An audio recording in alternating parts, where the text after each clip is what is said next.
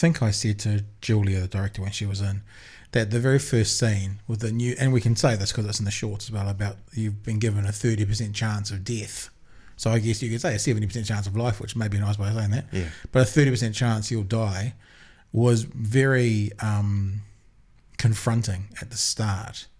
Well, just to clarify that too, it's 30% chance of being dead within the next 6 to 12 months, which basically meant 100% chance of being dead within like 2 to 3 years. You know, if you didn't stop what you're doing, it wasn't just. So it basically was a death sentence if you didn't address it. Yeah. And the death sentence is you got a 1 in 3 chance it's going to be only 6 months. Yeah. The 30 was just sort of that it could be much sooner than we thought it was going to be. Wow. Okay. So I wasn't aware that's how. I mean, I guess I interpret it as, you know, a 1 in 3 chance that if you didn't change, things would be bad. But you're saying if you didn't change, it was guaranteed to be bad. It just depends on the time. The 1 in 3 was the timeline, not the outcome. Yeah, exactly. Wow, that's heavy. So tell us about that. I mean, you can see your emotion in the film, but you've basically just been told. I guess that means you've kind of been told you've got 2 years to live if you don't sort yourself out, and you've got a 30% chance it's only going to be 3 to 6 months. Yeah, basically. I mean, it could have been 3 or 4 years. Either way, it was just like it was a real. I'd sort of held that at bay. I knew that I was making myself sicker and sicker, but the reality of actually having that put in front of you, especially with, I mean, I'd always thought if I was told that, it'd be like, you've got 2 years, you know, which is time enough to sort your fears. But being told that there's a strong possibility you've only got 6 months, it was like, I can't cope with trying to sort out friends and family relationships, get everybody sort of used to the idea of me dying and sort out all this mess. And so it was, that was not the best day of my life. And it's important to say that wasn't set up. That was not what we expected to happen when we went in. What were you expecting?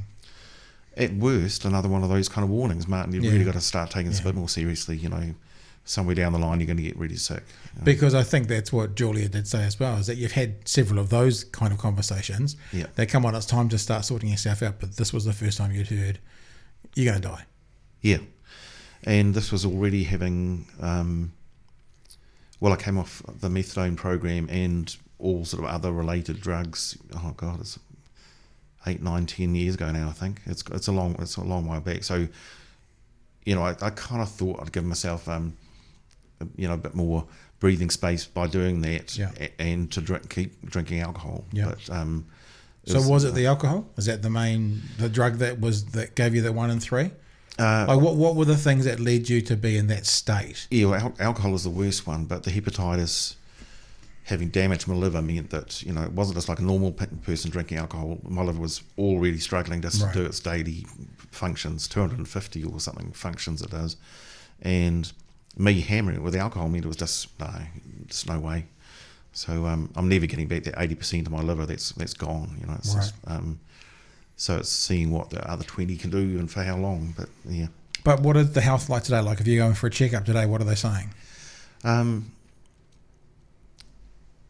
we're still finding out, because 20 years of having that disease means we're not quite sure what my energy levels would be like now if I didn't have that. Right. And I've become overweight.